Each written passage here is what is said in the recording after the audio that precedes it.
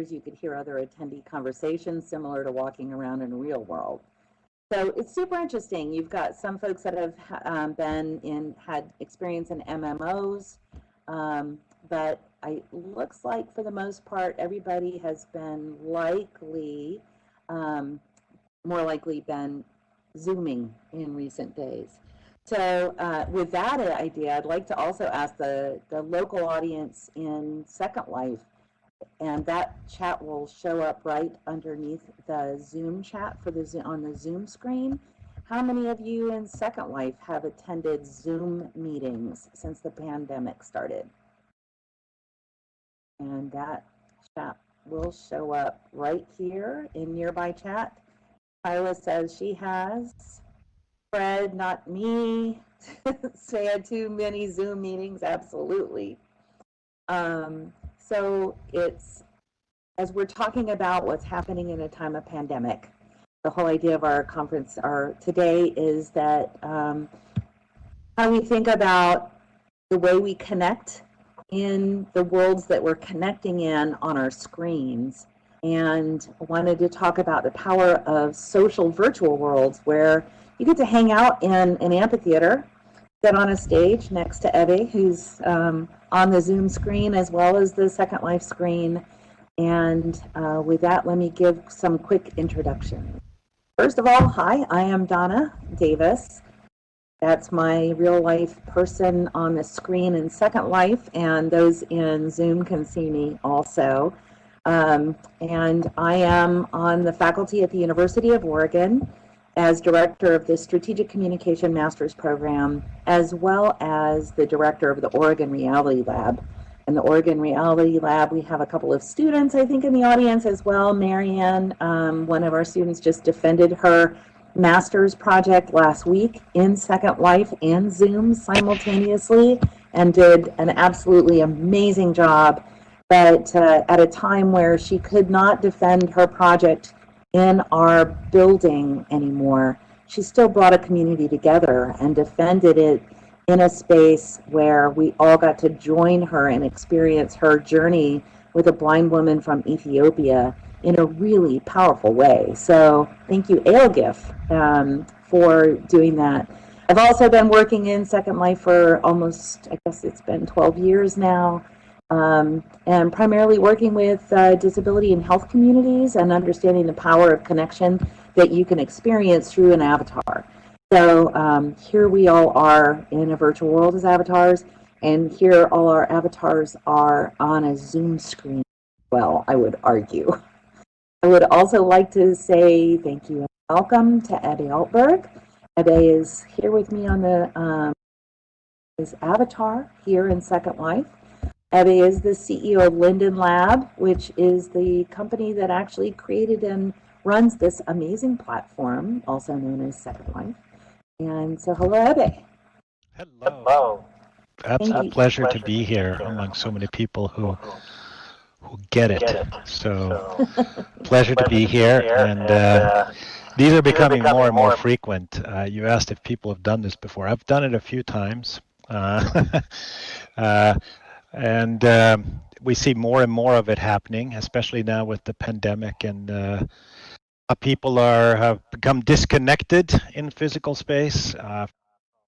Friends, family, work, school, and so we have a huge demand for customers knocking on our door, calling us up, emailing us, trying to figure out how they can get connected again with the things they want to be connected with. And there's something special about physical, having sense of a physical being shared in a shared physical space. I find it much more relaxing. The Zoom calls with all these windows of faces and shares, and where do you pay attention? There's some research that says that it can be exhausting, and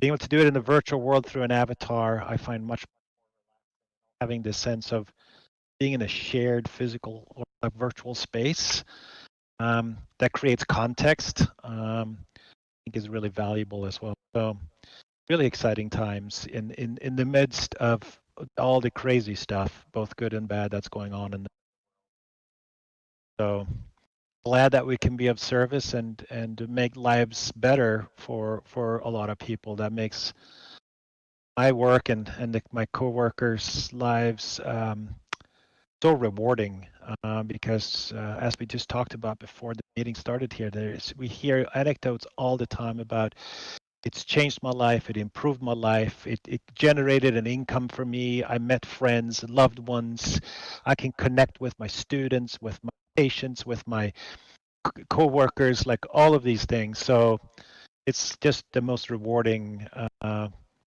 job I've ever had. Very glad to be here. Talk about it. Well, thank you very much for being here. And then I'd also like to welcome both. We have audiences obviously in Zoom as well as in Second Life.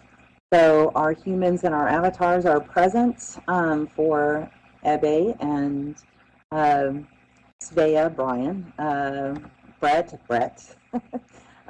And we have folks joining us still in the virtual world, and really happy to have you with us now.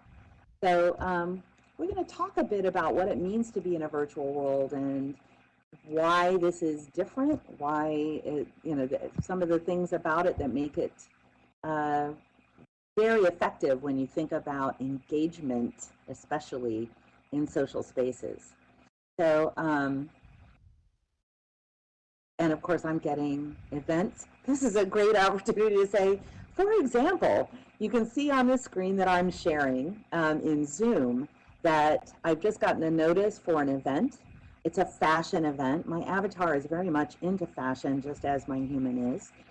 So you can actually market in the virtual world your products and services. So I'm going to discard this event notice, and so it'll get off my screen. But it's one of the things in strategic communication I'm constantly talking about are the abilities to market products and services to the point. Before we get into the rest of our presentation, I just want to say I have had, my avatar has had a pair of boots that I have loved, that were my favorite boots for years. There are some things that people have known me in SL a long time will say, where'd your hat go? My hat is on my avatar in my on the screen at this above the stage. That hat I wore for a very, very long time. But the boots I loved, I had never seen them in the physical world ever. I was having lunch at a restaurant in Portland, Oregon, where I live, and in walks a woman with the boots. They were exactly the boots. And I almost jumped out of my chair and ran over to say, where did you get them? Because I had never, ever seen them anywhere in the physical world. And it occurred to me that if I were a fashion designer, I would be designing and selling to avatars to see which ones were really popular before I ever put them on a shelf. And I gave that anecdote in a presentation a year ago where one of the top advertisers in the world, he's been ranked in the top in Ad Week every year in the top 10 advertising firms in the world. And he came up to me afterwards and he said, I never thought of it that way. Brilliant. So, these moments where we think about what can you do in a virtual world that's different than a Zoom meeting. So what we're going to cover today is, what are virtual worlds? What is this space? What are avatars? We look at these people that we see in the chairs. So you see our avatars sitting on the stage in Second Life. My avatar is a younger, thinner version of me, and I really love her dreads. I just haven't been able to manage that in the physical world yet. But we're going to also talk about the affordances of immersive virtual worlds that are different than a Zoom screen. Examples of community in SL. This is kind of that's my happy place. And what does the future hold for these technologies? So that's going to be our journey today in the next about half an hour. We'll also give about 15 minutes afterwards for your questions in both Zoom and in SL. Can everybody hear me okay? If I can see the chat in both SL and Zoom. Can everybody hear all right? Yes, yes, and yes. Okay, excellent. Thank you very, very much. Wonderful. Okay, I'm seeing the yeses show up in both worlds. Great. So, what are social virtual worlds and what makes Second Life different? And with this, I'm going to pitch it to Ebbe to talk about what is Second Life as the, now I do believe, oldest, largest, one of a kind in social virtual worlds. So what does it make, what makes it different than an MMO or other virtual platforms where people can log in and participate in a chat room or all of the other ways that we connect, we think about being connected in immersive spaces. What is a social virtual world and how is Second Life different? Well, so there are a lot of social worlds, or mostly social games. Um, and Second Life, like those other games, are using similar technologies. I mean, we built our own technology because a virtual world is a very unique use case. So we built our own technology to do what we do. But share a lot of common traits with most games, that there are worlds, there are avatars, which are expressions of yourself. Some games you have very little control over what your avatar looks like. You might be able to change a skin, put on a hat, but fairly limited. Or the game might have no ability for you to change your appearance. Um, and then there are the worlds that these avatars inhabit, and those could be either created by the publisher or the game studio, or they can be created by the user or some mix thereof. What makes Second Life different is that we're actually a platform company. We don't we don't create content really. I mean, there is mainland and Linden Homes and stuff that we do to kind of examples and whatnot, but we ultimately enable users or residents, as we call them, of the Second Life to create whatever they want. So they can create their own worlds. They can create their own assets that go into those worlds. They can create their own avatars and have almost complete control over how they choose to express themselves. And that flexibility we provide has created a sort of incredibly diverse set of worlds and content and avatars, because lots of people want to do lots of different things.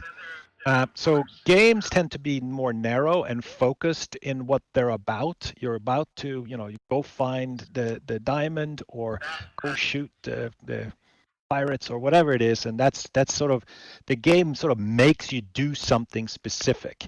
And usually game developers are very focused on this kind of this game loop of trying to get you hooked on the game dynamic, and so they kind of steer you into doing some particular actions.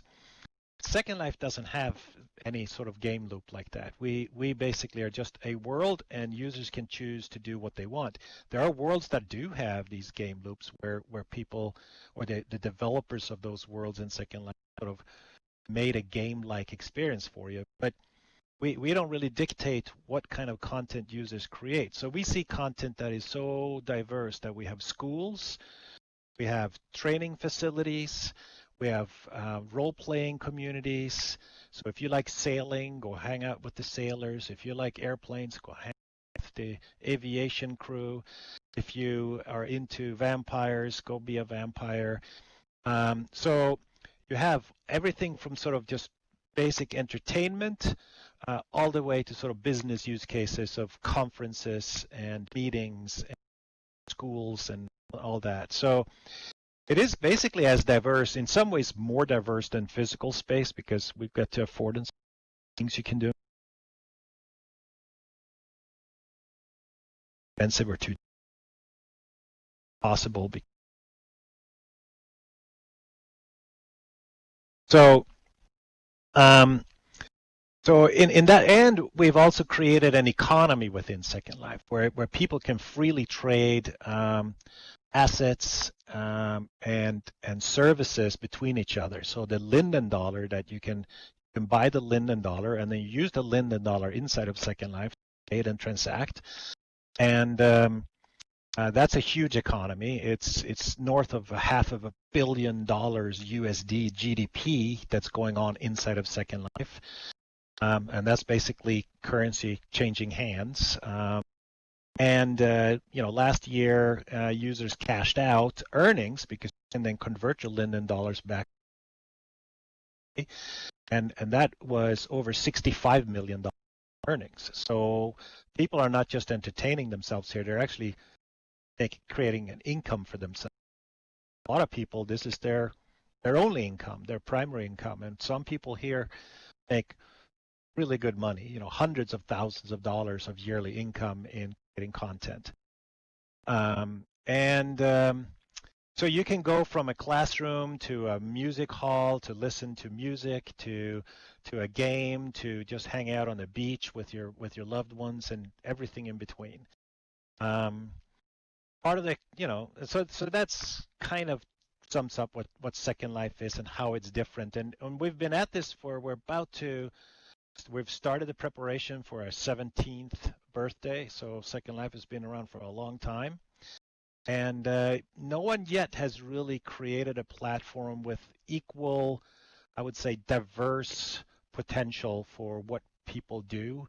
Everything else, I would say, is much more narrow in their use cases than Second Life is. But we also see a lot of startups trying to sort of figure out how to do something similar. And over the years, there's been many who have tried, and no one's kind of succeeded to create as open and a diverse world as Second Life yet. It comes with a lot of challenges.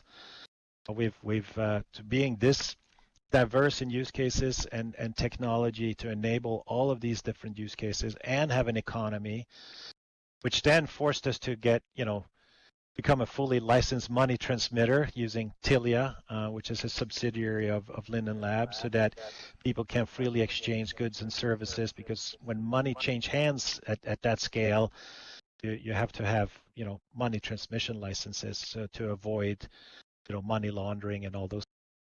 So it comes with a lot of infrastructure to enable such a free, open society as we've created here. So very, very excited about it. I mean, every day you end up tackling you have conversations around economies or self-expression and tools and everything in between. And I have customers that come from all kinds of walks of life, and you constantly have to sort of shift what you're thinking about and who you're talking to. So love the diversity of people. And as we talked about earlier too, it's the incredible strength of it is that it's this equalizer that your physical appearance, race, sex, geography, social status, whatever, sort of in Second Life, we're sort of all on very much equal footing when it comes to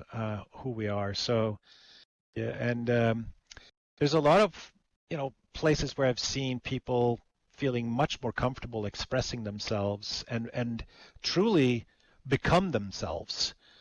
Second Life has enabled a lot of people to discover themselves through their avatar because they feel more comfortable, being who they in their head truly are or want to be.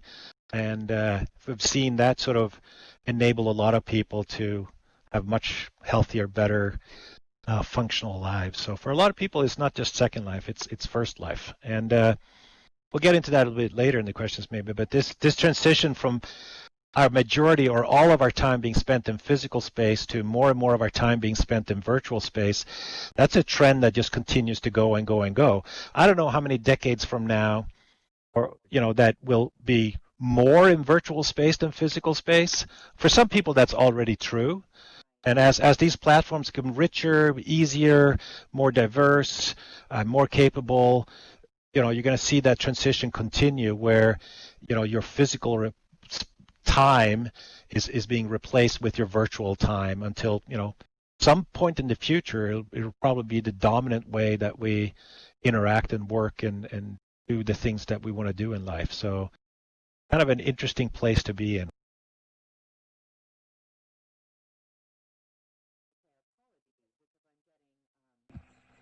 Notices everywhere. This is one of those amazing things too about these technologies, is that especially right now managing both a Zoom screen and a Second Life screen, and we think about all of the distractions that are technology right now.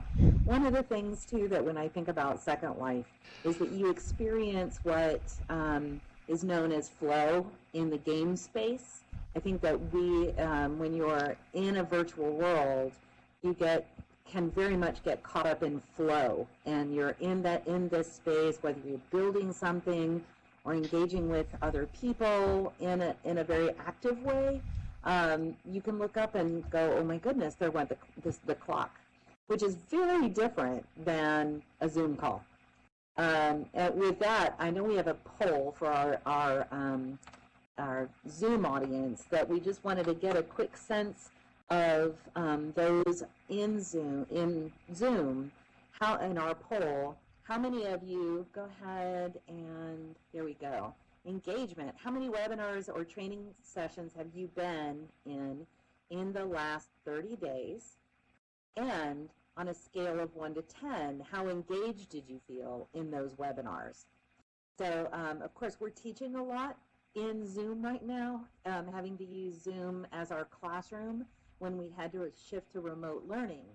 And let's see. Oh, I was clicking like mad, and now I see this text that says host and panelists cannot vote.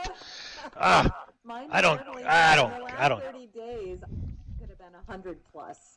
When I think about how many Zoom meetings per day I'm in, and on a scale of 1 to 10, sometimes you have to be very engaged. And at the same time, I'll log into a classroom, and there goes my dog again, and I'll see students that'll have their cameras off. And I have a really strong suspicion that on the other side of that camera, we would see their human with a phone or making dinner or on the, whatever other thing they might be doing. But do we have an answer to our poll yet? Donna, this is Erica. We actually have some great questions in the chat. Yeah, I like. We'd love to address. Yeah. You bet. Maybe after we go through the poll results, let's talk about these great questions. Yeah. Okay, wonderful. So it looks like the number one was 0 to 3. That's super interesting. But about almost 30% of you have been in 10 plus Zoom meetings in the last 30 days. Mine really would be. I bet we could have hit 100. And how engaged? One, not engaged at all. It looks like about the highest, almost 30%, or about half engaged. So it's really interesting that 8% would hit 9 or 10. So when we even think about engagement in virtual spaces, whether you're looking at a screen that looks like whether it's the Brady Bunch or the Hollywood Squares versus sitting in an auditorium with others, really an interesting difference when you think about digital platforms as ways of being engaged and present. And presence is another one of those things that those of us in the academic field study a lot. So how present do you feel in that space? As the people that are in Second Life right now, how present do you feel in the Mayo Clinic amphitheater as part of this seminar? We just say me in local chat, feel present, or I feel present. Totally, there you go.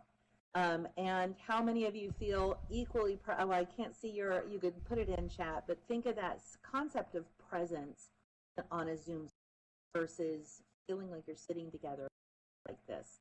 Erica, tell me, what questions do we have? I can just start from the top because the first ones they're all good there. The first one I see is code of conduct, and if people can do whatever they want, are there incidences of violence, discrimination, racism, sexism, etc.?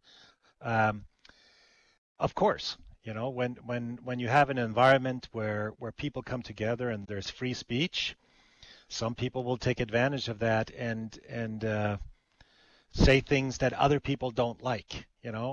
Some of that is completely fair and okay because people have different opinions, come from different walks of life, and Not everybody agrees, so that's okay. Yes, it does happen that it crosses the line where people on purpose try to just grief others and have no intent of adding any value to the rest of the community other than just to disrupt and cause anger. And so we obviously have tools that enable people to report these people and the incidences, and we always research them. We obviously get a lot of reports we can't take action on because there's not sufficient evidence, or it really was just free speech and someone called you something that you didn't like. But in the real world, if someone did that to you on the street, you would not expect the police and come and arrest that person and put them in jail or something. So we all have to have kind of as much tolerance as possible for people doing these things. We also give people tools to protect themselves. You can just mute someone or block someone so you don't see them. So if they're annoying you, you don't want them in your space, just get rid of them. That's up to you. That's a feature that you unfortunately do not have in physical. So in some ways, it's a safer environment in that sense. It's also in some ways sometimes a less safe because people can be anonymous and feel that through the anonymity they are sort of protected and enables them to sort of cross the line without fear of serious repercussions. So, but we obviously work on tools to enable people to protect themselves, to take action. We have to ban people from having access to their other purpose in life miserable for that happens, but that's just part of it's just part of free speech. The next one I liked here was a lot of sci-fi media, the fear of escapism, and are people disappearing in here and neglecting their physical lives, and when could that be crossing the line of going from cool or useful to unhealthy. Of course that happens. Just like in physical life, people tend to do too much of something. And it could be alcohol, it could be golf, it could be whatever, where you just kind of neglect the rest of your life, your community, your friends, your family, because you're so into something that you just do too much of it. I know people that run too much. It could be anything. And so, of course, in virtual spaces, we'll see kids that just play too much and sort of neglect their physical lives and social lives. But at the same time, they're learning how to communicate and function in a virtual life. And like I said, virtual lives are completely reasonable and normal. And for some people, virtual lives are a big upgrade from physical life.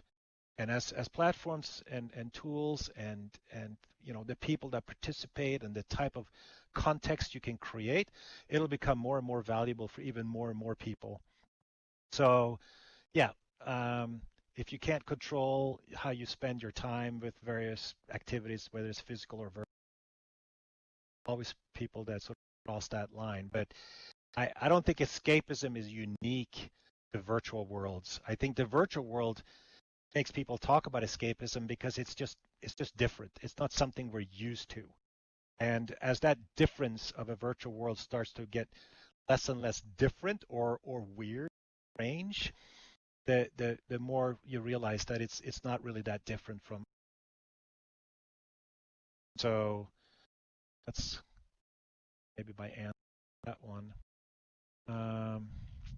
See if I see some other questions. Any questions you guys see?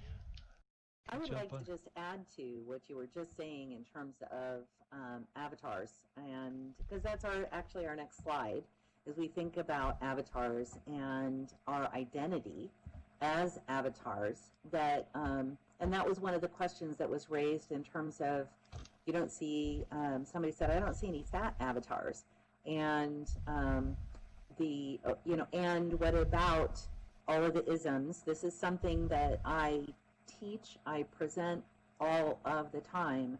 And I would also like to recognize that we almost postponed today's seminar or webinar because of there's a bit of a walkout on academia that's scheduled for today as part of the ongoing Black Lives Matter protests and recognition of racial injustice. And we discussed, should we postpone this event? And at the same time, we recognized that this was an opportunity for us to talk about yet another platform where people address the issue of all of these isms in the virtual world all of the time. And we're going to talk about building communities also in a minute, and our time is flying by. But as somebody who researches identity and presence in this platform, as I mentioned, my avatar is a younger, thinner version of me. Still, as avatars go, I think I'm relatively full-figured. I actually have the exact sweater on in the physical world as you see my avatar in Second Life today. So I tried to make her look a lot like Donna, and yet I also have avatars that are dragons and a little tiny fairy, and there is this whimsy and ability to be whatever you choose to be. And someone in the audience I had a conversation with just yesterday who said, well, what do you feel about people who choose a black avatar when they're a white human, or they're a black human and they choose a white avatar? Is that appropriation? Is that wrong? And as I look around this audience and see, we have Shyla the super gecko, whose choice of being a super gecko is really extraordinary. I highly encourage you speak to her. Her story is also in a documentary that was produced now almost 2 years ago on Our Digital Selves. You can find it on Our Digital Selves in YouTube. But talking about what does identity mean when you can choose, I love what I'm seeing. I think it's Cyber Squatter. It has this rainbow light around her. You can choose any identity that represents how you choose to represent yourself when you're logged in. And I would argue that my avatar is different when I go to work, my human avatar, because I put on makeup and fix my hair and I put on different clothes than I do when I'm hanging out at home or going on a hike. We change our identity even in the physical world. In the virtual world, we have the ability to create an identity of our choosing, and we interact with others in those spaces in that same place. So as I look around at the identity of the avatars that are in here, even in the disability community, and I think I've seen a few tags from Virtual Ability where there have been people who are, Cody is one that I think of, who is part of our study, who's a cerebral palsy in a wheelchair. His avatar does not have a wheelchair because it doesn't have to. He loves to go motorcycle riding in the virtual world, and to sit next to him in the physical world and watch him riding that motorcycle in his very fit avatar in the virtual world is so joyful. So is it wrong that he doesn't represent his human form in his virtual world? But I want to stop talking and Ebbe respond. The whole concept of, you started this in the presentation with our ability to create our own identity and customize our avatars, where in many places the only way to do that is when you game up and you're able to get new parts or buy outfits, but you aren't really able to customize the avatar the way you are in Second Life. Talk about that. Yeah. We provide a tremendous amount of flexibility and freedom for people to express themselves to be more or less what they want to be. So you can be a gecko.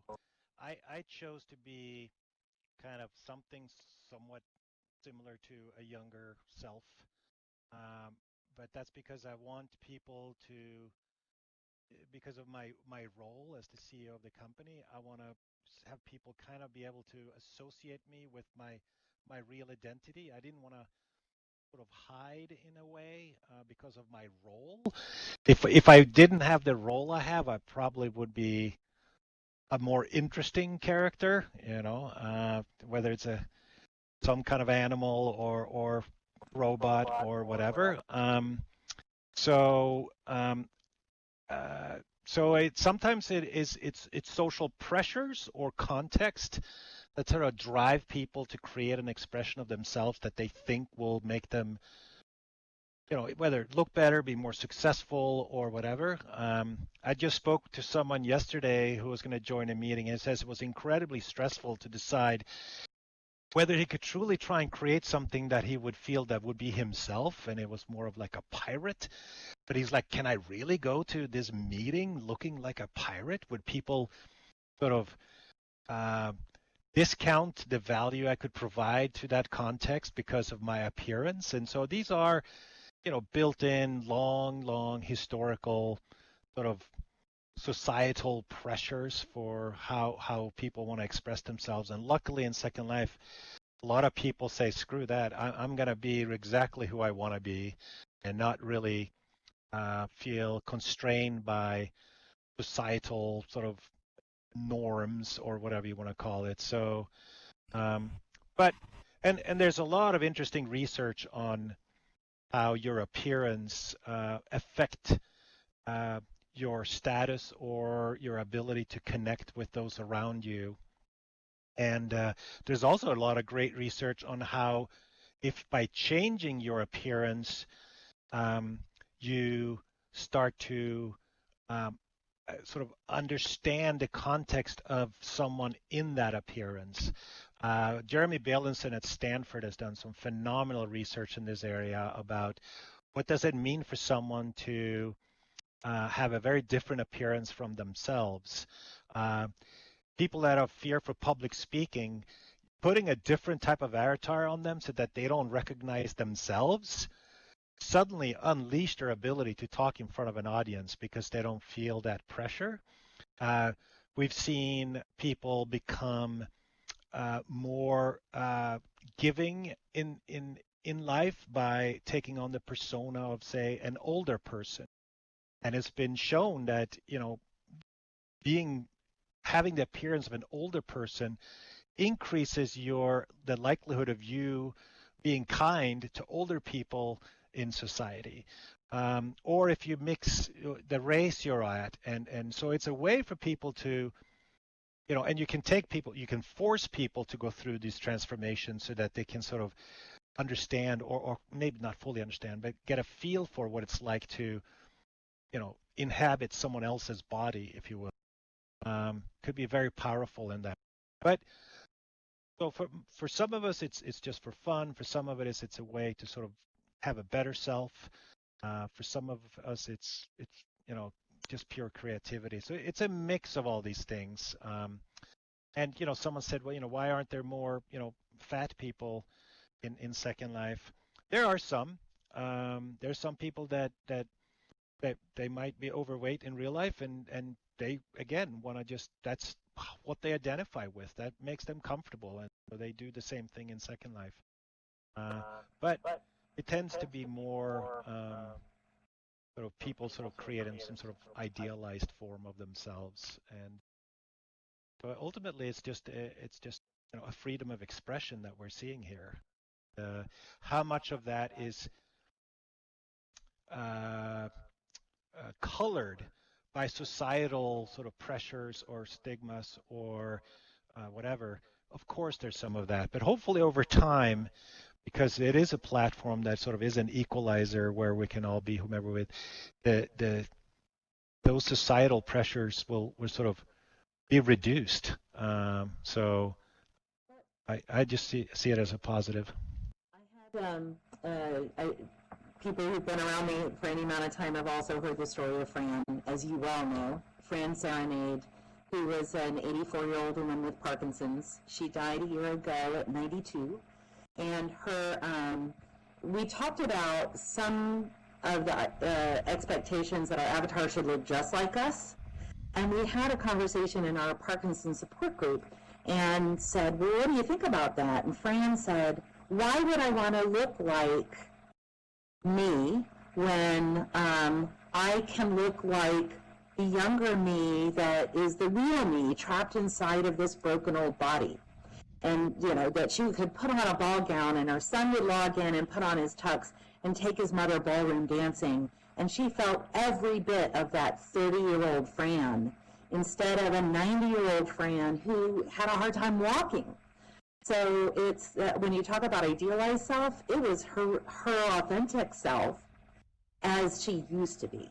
So there are also these really remarkable stories where, of course, we hear about catfish when you're reading newspaper headlines. There's always this other nature to it, I believe. Yeah. Her ability to break away from the constraint or her physical body was completely changed her life. That was extremely powerful. She could go, like she said, go clubbing and swimming and horseback riding and all these things you can do in Second Life, things she just could not do in definitely liberates a lot of people. And it's not just physical, it's also mental. A lot of people might have phobias, don't enjoy being out in public. They feel more safe. An avatar. I've seen lots of success with people, autistic people. I've talked to an autistic man who just could not function in physical space, but in virtual space, he was completely liberated and is running a successful business and interacting with clients and I loved when I met him in Second Life years ago. So so I think the early adopters of these platforms, some of us just do it because we just like to move into the future, but for some it's a move to a better place for them. And again, as the fresh and so they will overcome all kinds of struggles with whether it's Second Life. Second Life still has a lot to do to make it easier and all kinds of things.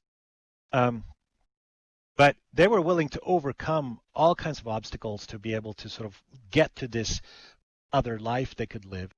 And as the complexity and the ease of use and all these things improve over time, that threshold for where it becomes valuable for more and more people, and as the context that you can go to participate in becomes richer and richer, it'll ultimately bring even more and more people. We're just going to see more of it. That takes us right into what our next topic was going to be. And in looking at the clock, we're already at 9:45. I want to be real aware of our time. Do we have time for one question? And we've just really talked a good bit about the affordances. Erica, do you have a question you'd like to throw our way? Yeah, we actually have two great questions from Amira. And then we also have a great question from Lily Gordon. Okay. Go ahead. Amira is talking about, this form of fantasizing, in the virtual world seems like an alternative to reading good literature. The difference is that a virtual space and other people are also fantasizing would seem to bring more risk, actual abuse or theft, etc. And am I even understanding this properly? So I guess she's trying to understand, some of the risks that people put themselves at in the virtual world. And we can actually unmute her too if that's helpful to get more clarity on her question. Before we get to the answer, I'd also like to ask the people in our audience to respond in local chat. How many of them belong to the Second Life, go to the Second Life book club? And how many of them feel as though they are, it's looking at readers and literature. How many of you really still are part of literature as part of your life in addition to what happens here in Second Life? Yep. So with that, Ebbe. Yeah, so, with any free, sort of more or less unconstrained context where you can interact with people, there are always risks. There's always going to be someone who's trying to scheme or steal or sometimes just, for weird reasons, get off on just making your life miserable. And again, like I mentioned earlier, we do provide tools for you to choose who you interact with and don't interact with. And befriend people you want to be part of, and you can block people that you don't want to, have in your life. So in some ways, you have a lot of control of how you create an environment for yourself that's appropriate for you, and that's very different from different people. There is no one way. So I think it's really up to individuals to have a sense for what is good and what is bad, and sort of tailor their world towards the good and away from the bad. And some bad people are very successful at being bad. I mean, I've seen incredibly sad stories of people having had connections with groups, and then they get rejected by the group because of something they did, and that can be traumatic for some people. But it's life. It ultimately comes up to individual responsibility for optimizing your life and taking advantage of the tools and capabilities of you either blocking or walking away or go somewhere else if the context it doesn't seem healthy for you. So yeah, ultimately, I don't think if we were to constrain this world to the point where it was absolutely guaranteed safe for everybody, it would not be an interesting place. It's because everybody's tolerance or interest is extremely different. And again, we do have obviously community guidelines and legal guidelines for what you can and cannot do within the virtual world, and we have ways for people to report people that cross the line, and people can't behave appropriately vis-a-vis those guidelines, then they may be banned. And we don't like banning people. I mean, on planet Earth, banning someone, what does that mean? Put them in jail forever? I mean, I'm not really I'm against the death penalty, so let's not have that in virtual worlds. And so ideally, when I run into these people that try and make my life miserable, I try and engage in conversation with them and not take it personal. Just try and understand. And oftentimes I find that I can convert them from this angry person to actually a normal person by just being tolerant and engaging in dialogue. And if sometimes that doesn't work, and then I just block them, mute them, just go away. I don't want you in my life. But many times you find that these people are just people that have personal issues that makes them behave this way, and sometimes I feel I can actually help them become better selves by just engaging in dialogue, and don't take it personal. So that's my recommendation on how to sort of function in the Wild West. One more question, if we can, from Lily Gordon. It's a great one. She says, given that people may show their more authentic or aspirational self in a virtual world, how do we help protect people's data? How are companies already using people's vulnerability on these platforms to profit? Really a great question. Yeah. I mean, we obviously take this very seriously. I mean, security, especially, I mean, we have this economy about people's identities and a lot of information about these people, whether it's their mailing address or credit cards or stuff like that. And you also have these situations where people just open up and tell a lot of things about themselves to other people. And sometimes people extract that information out of you, and, this is social sort of engineering of sort of getting into someone's head, make them comfortable, extract information from them, and then use that information against them, sometimes in horrible ways like doxing and outing people, especially when people feel some really personal information about disease or orientation or whatever, because you want to communicate, want to share things about it. But you have to be really thoughtful about, what type of relationship you have with people, what information you reveal about yourself. That again comes down to personal sort of responsibility and understanding that you can't necessarily blindly trust everybody. But you also want to be able to create context where you can approach 100% trust with someone and sort of really share your life in completely, because that's extremely powerful. That's how, you see a lot of marriages in Second Life, thousands and thousands of marriages and divorces and so on, just like in real world, where people connect with each other and can sort of reveal most inner secrets about themselves. But sometimes that can turn against you. So they can in the physical world as well. So it's Right. really not that different. So it comes to individuals sort of managing their security in that sense. The technical security we take extremely seriously, sure that hackers will extract information.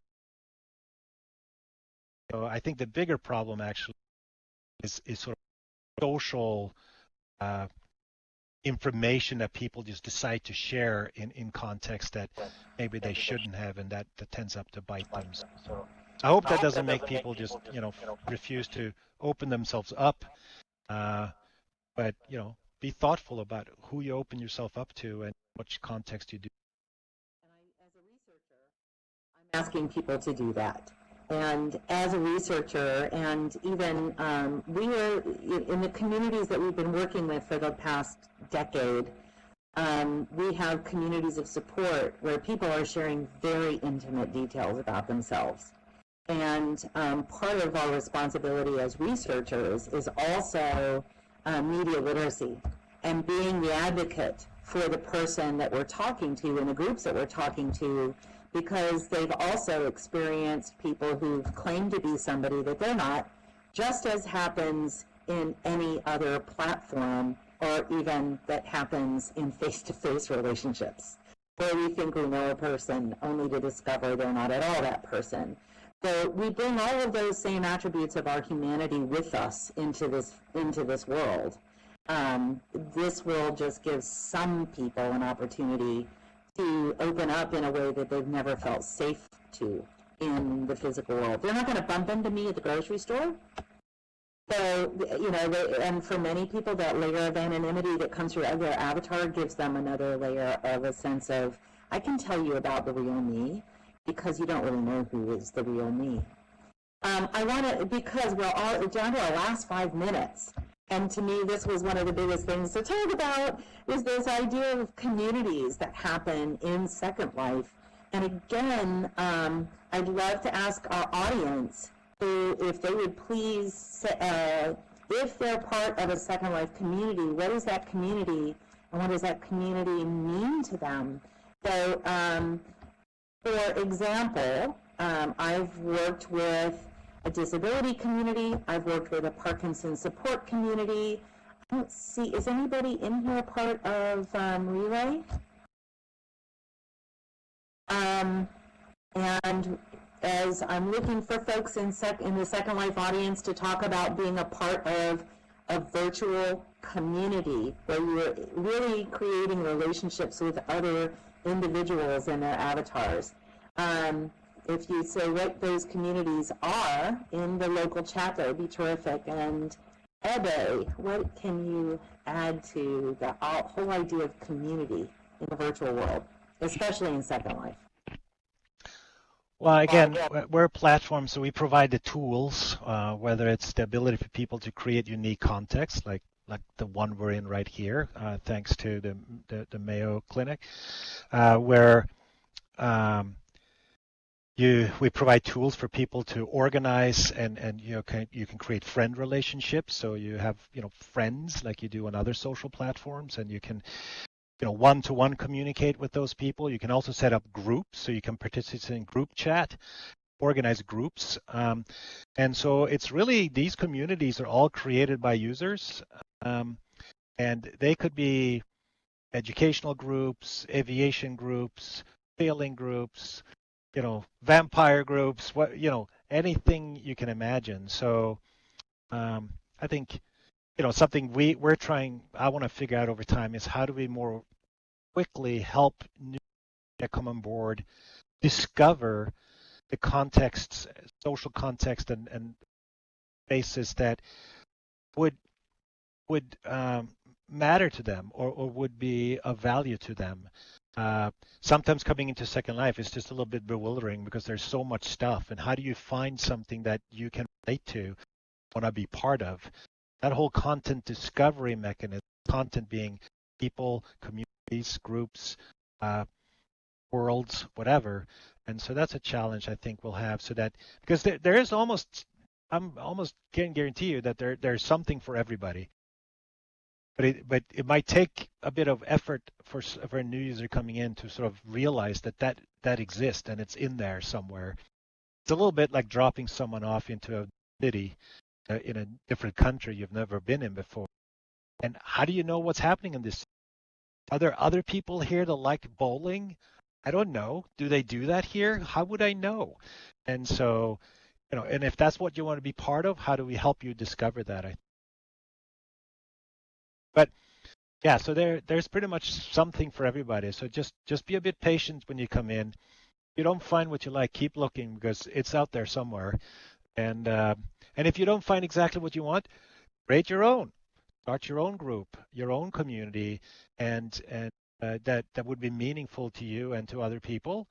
And now you become a creator of sorts. There's creators in Second Life of all shapes: community creators, business creators, content creators, technology creators, all this mix of people that come together and create together. So find a group or create a group and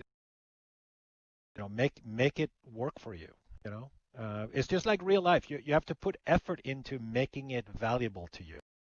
We're not necessarily just going to automatically make it valuable to you. You have to find your way that's relevant to you.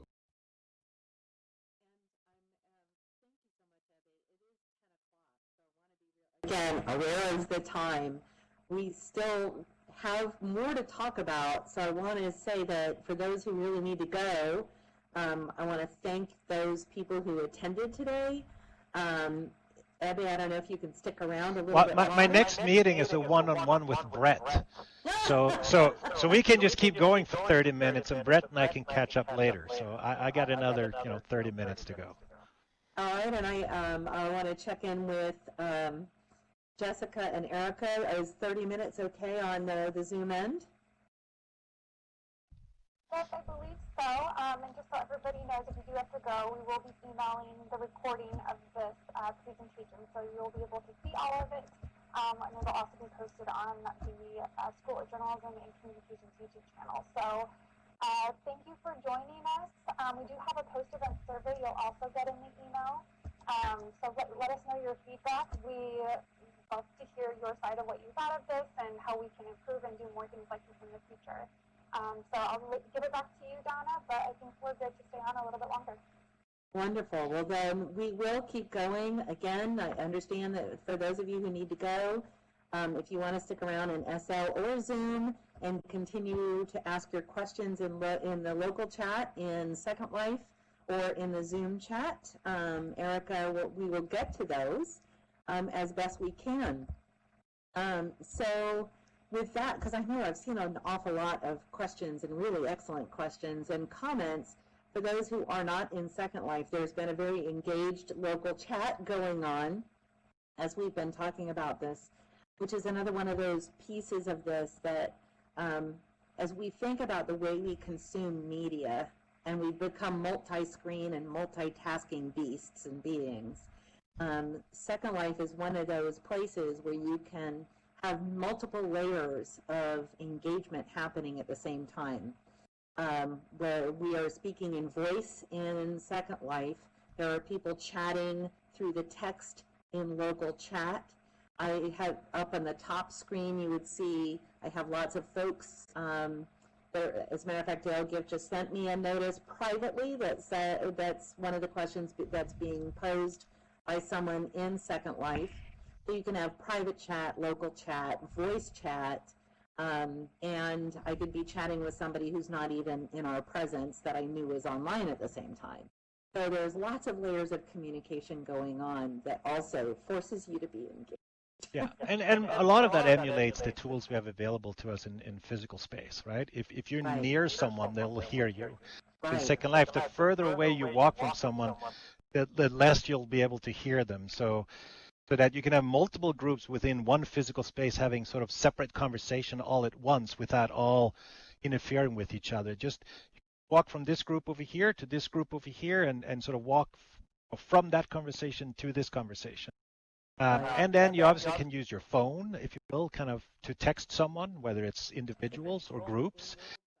Yeah. So you kind of have an in-world phone, and you have, the ability to sort of communicate in-world like you do in. So we kind of emulate all the communication mechanisms that you have available to you, including with a little bit of work, sort of actually animated gestures and stuff, so that you can, express yourself in various ways through your avatar as well. So it's a very rich communications medium, which, yeah. The scripts are turned off here so that we wouldn't see certain gestures that some people might choose to do as a way to disrupt things that are going on in here. But there are also some really fun ways to use gestures. I could have the whole audience do the Michael Jackson Thriller dance in unison if our gestures were on, and I pass those out to everybody. So it's a really fun way to get people to dance together, to fly together, to be in bubbles floating around together. Lots of different ways to engage people. There's scripts and animations that also make it very easy for couples to dance together. So it's not just you dancing, but you're dancing with someone. And that creates a to the brain, it sort of creates similar reactions as it would if you had, performed these activities in physical space, which is incredibly powerful, especially for people that don't have the luxury of doing that with other people for whatever reason, or just geographically can't do it with the person they want to do it with. So, there's ways to emulate a lot of the things that people want to do, expressing themselves in. That's Barbie Alchemy, Fran's mother, hosts the Parkinson support group every Thursday morning on her. I think you mentioned daughter, right? Her daughter, Fran's daughter. Yeah. Barbie, yes, is and she has a hug disc in the middle of the room at the end of every support group. Everybody can click on the disc, and we do a big group hug.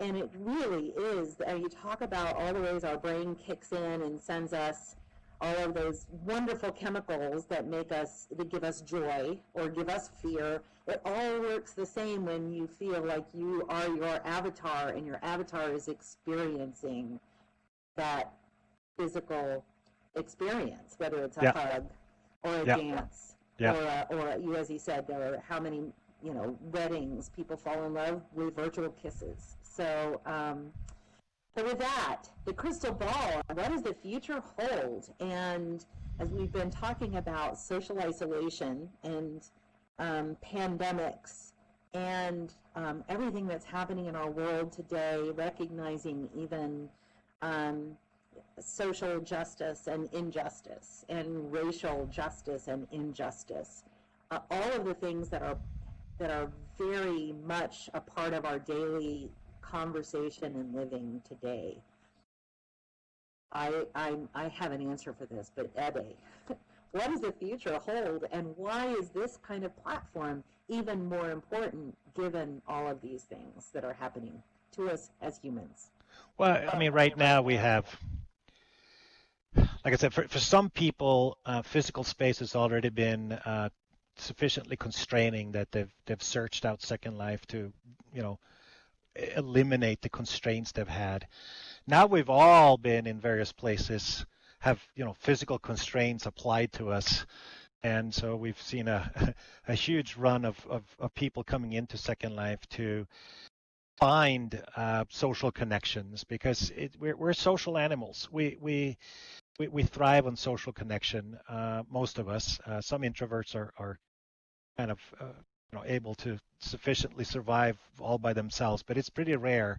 Most of us need and thrive on social connections. So having social connections eliminated in lots of parts of the world creates a lot of stress for a lot of people, and it's something that they can find an escape from that problem in Second Life.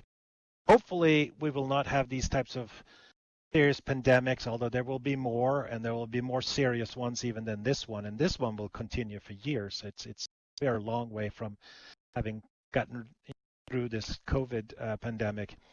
But I don't want, I'm not hoping for the physical space to turn so bad that we have to resort to virtual to function. Ideally, we can do both. But again, the the the usefulness of virtual worlds by us and other companies, just improving the technology, simplifying the technology, making it easier for more people to set up shop.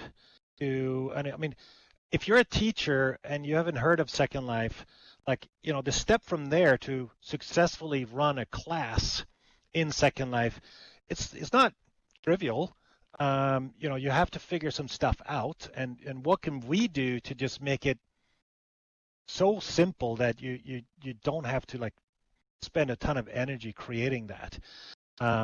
There's so many different types of contexts for which we can just make it easier for people. But if people could just on demand create the experience they want and have it populated with the people they want and be able to perform the activities they want without a bunch of technical hurdles, then platforms like this will just start to, be useful in what traditionally has only been used in physical space more and more and more. So this, and we're right now training a whole generation of kids, Minecraft, Roblox, whatever, where interacting with other people in unique environments, in interacting with environments in virtual space is just completely natural. I mean, I see my kids on the keyboard, working around virtual worlds and interacting with other people, whether it's games or virtual worlds. It's just completely natural to them.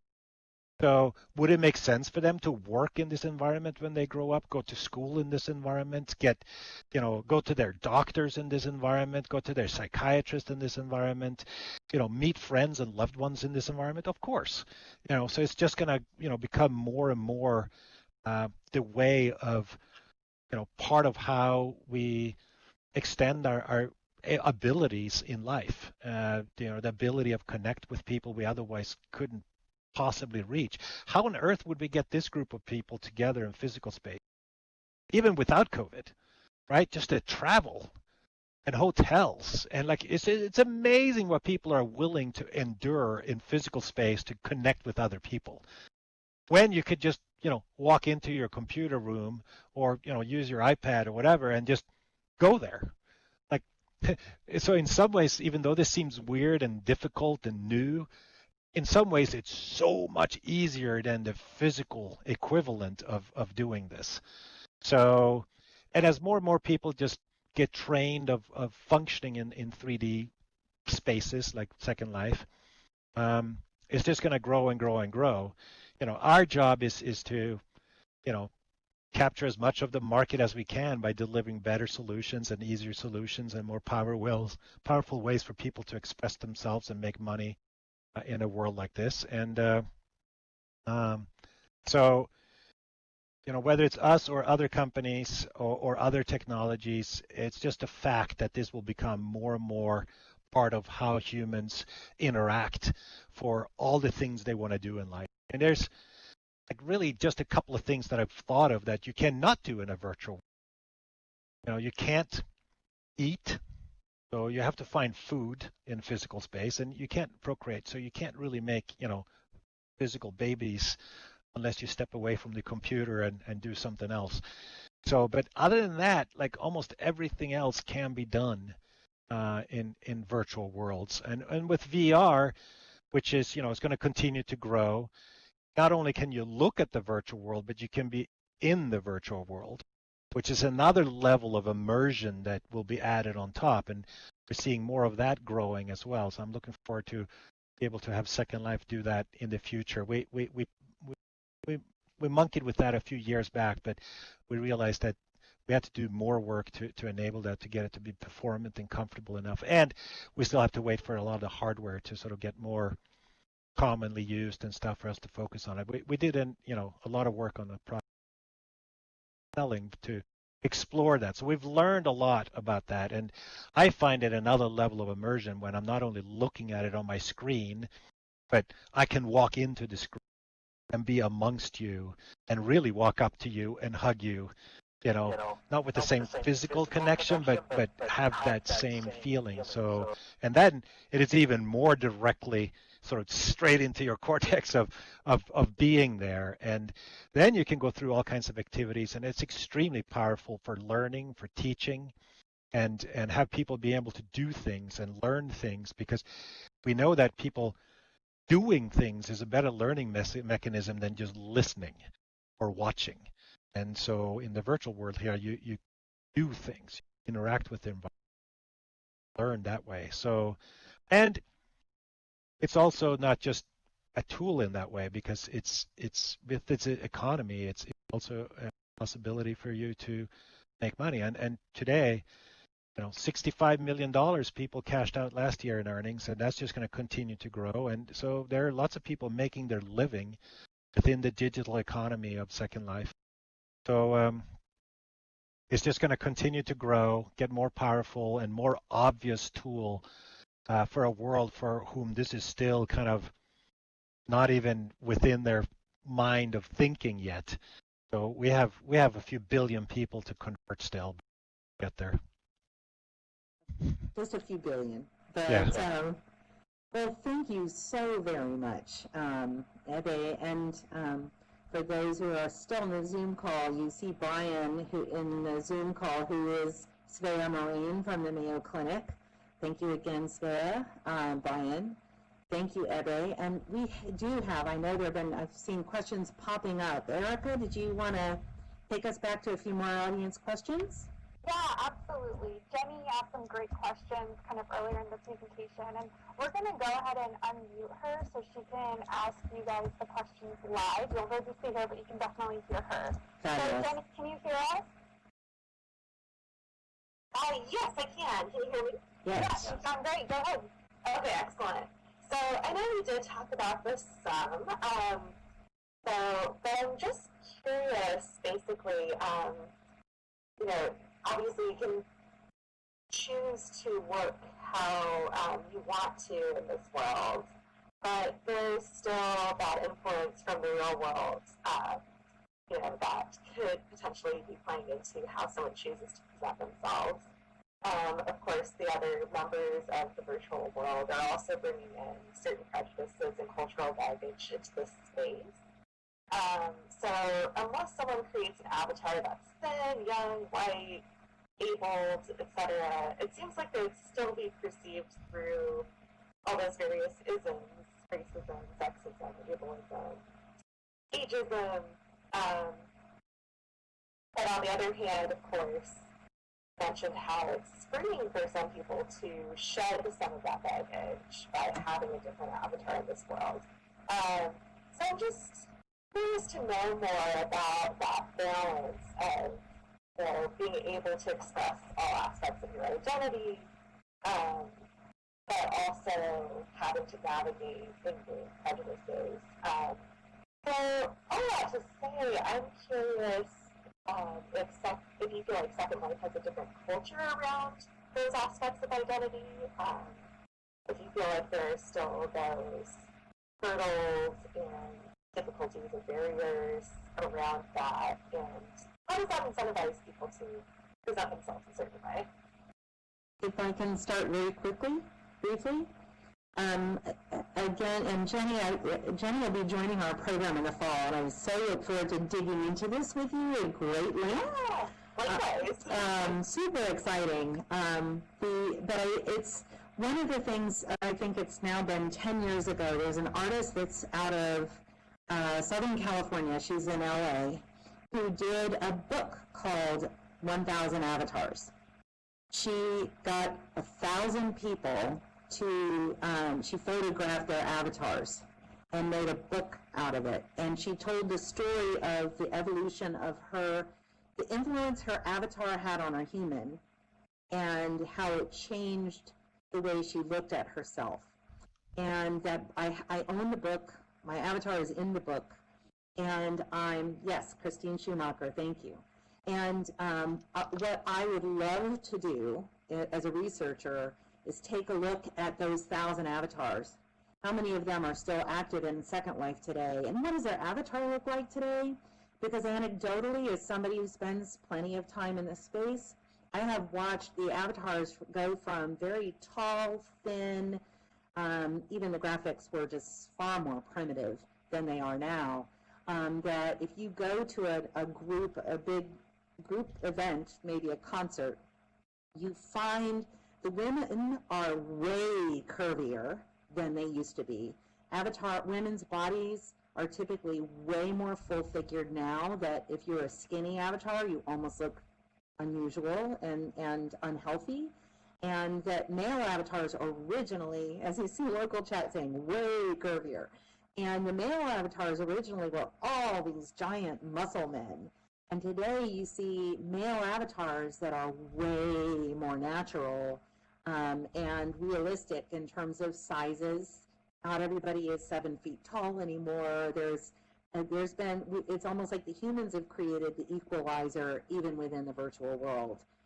That's from my anthropological observation. I don't have evidence to back that up, but I'd love to get it through research. It's on my list of things to do. And I'll turn off my really interesting. And I'll turn off my mic and let Ebbe also respond. Yeah. We can't just have people walk into Second Life and instantly have their sort of previous prejudices and everything just somehow just instantly be erased, and they just start over from scratch and walk into a world where sort of all that pre-programming we've been inundated with is suddenly just not present or there. But at least we do create an environment where people can create a context for them where they can eliminate things that might have stand in their way to be who they want to be. And yeah, some people will make themselves into something that they think other people want them to be because of biases and what have you. So we obviously are trying making sure that the platform doesn't steer you in a particular direction. So we try to be very diverse in sort of the default avatars we offer, so that sort of not be to this or that, but also would say that if this was a product that had its origin in, let's say, Japan or China, you would probably look different and feel different, because we've had less influence from that type of audience than we have for more of a Western audience, kind of because of where Second Life started up. And I'm hoping that as we become more global, and we're doing a lot of work now on the back end to be able to have a more performant global presence, that it'll be easier for people around the globe to sort of participate in creating a bigger mix of people that are participating in the world. And so I think our job is to, not try and steer and influence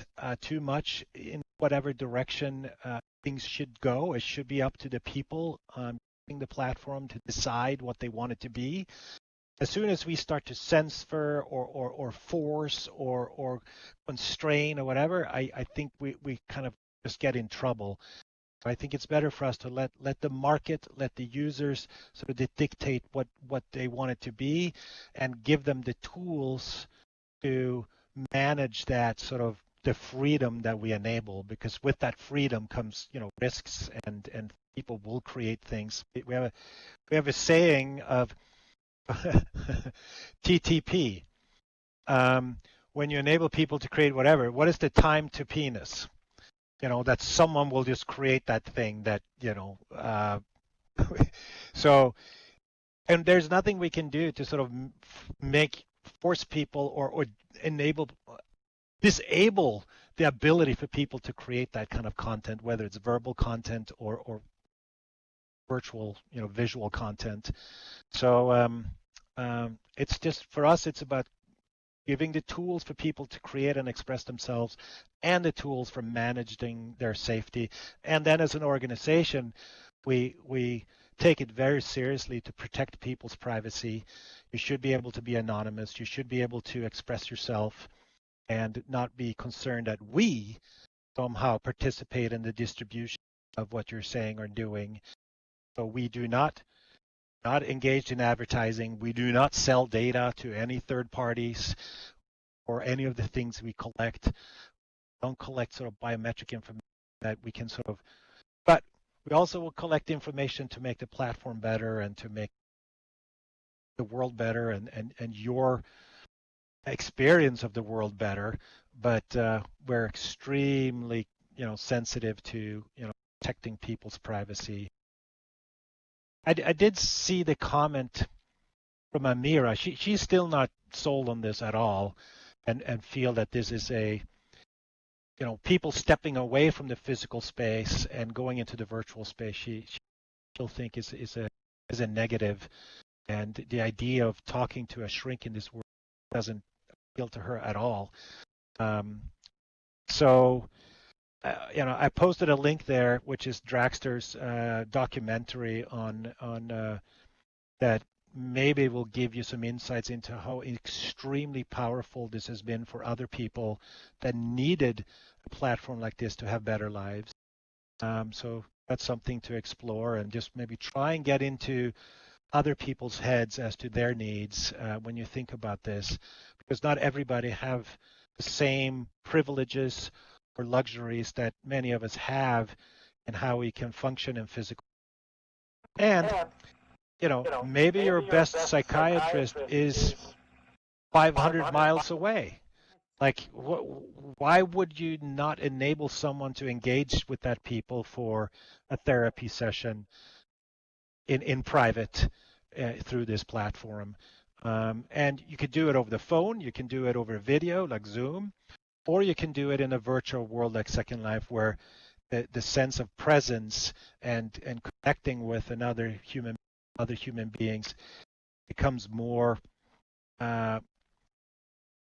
much stronger, and actually can add a lot of value to just other types of communications. So think of it as a communications platform with added stuff for making your communication richer and stronger. That's maybe a way for people to try and relate. I think also it's Alumnia was here earlier. I think she's since logged off, and she made a comment in the local chat in Second Life that she's dyslexic. So for her, reading a book is, Alumnia is still there. Hello, Alumnia. Reading is difficult. I raised a dyslexic son who, for the life of him, cannot read. But he's a very creative, literary, intelligent person. He just processes it differently.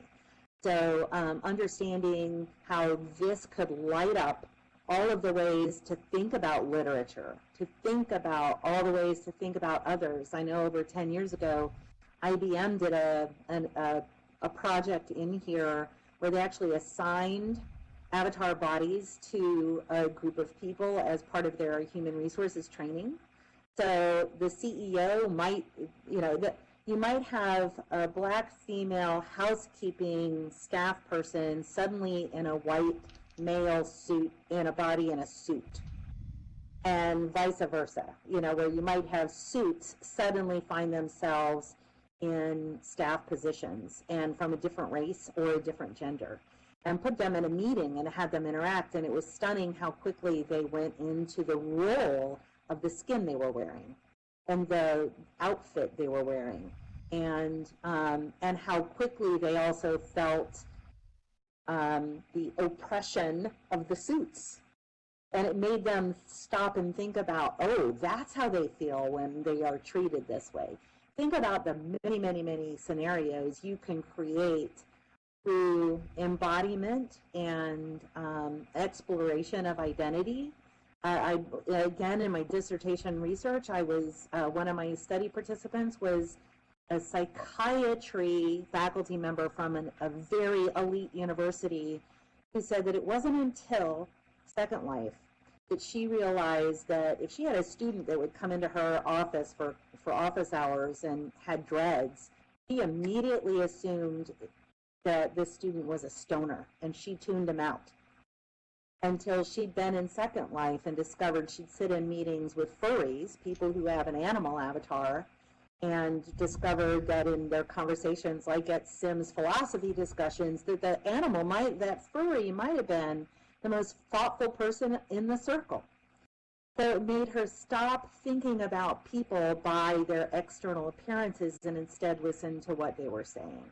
There's really interesting psychology behind all of this, sociology, anthropology, archaeology behind all of this that I think it's up to us to continue to explore. And we are now at 1 minute before 10:30. Ebbe, did you have any final thoughts? I hate to cut off questions. And I would like to say, if you want to continue sending us the questions, I will put in local chat. And I think the dzdavis@uoregon.edu is my email. Feel free to email me on Twitter. I'm at dzdavis. And Erica or Jessica, if you wouldn't mind putting those in the Zoom chat. And Ebbe, I don't know if you want people reaching out. But please feel free to continue to ask us questions, throw us your ideas, fill out the post-event survey, and continue to engage with us even here in Second Life. Yeah, my next meeting that I thought I had to go to now got moved, so I have another 30 minutes if you guys want. So for people that want to hang around, I can still be available for another 30 minutes, but it's up to you when you want to call it a day. Zoom call, but if the folks that are in Second Life would like to continue to stay and carry on the chat, and maybe I'm wrong about that, but I'd love to hear from Erica on that.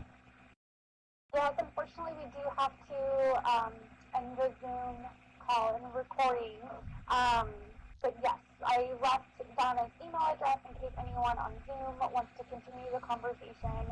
And obviously, you'll be getting that email, so reply to us directly later today or anytime if you have any questions. But thank you both so much. This was a great presentation and a great view into the virtual world. Thank you, Erica. Thank you, Jessica. Thank you, all of the folks in Zoom who are leaving. Thank you, Ebbe. Thank you, Brian. The folks at Linden Lab and the Mayo Clinic. Thank you to all of you who are in Second Life with us still. It looks like we'll stick around and keep chatting if you'd like to do that. And I hope you all have a wonderful day. Stay healthy, stay safe, and go change the world. Thank you for having me. It's been a pleasure to be here. Thank you. And Second Life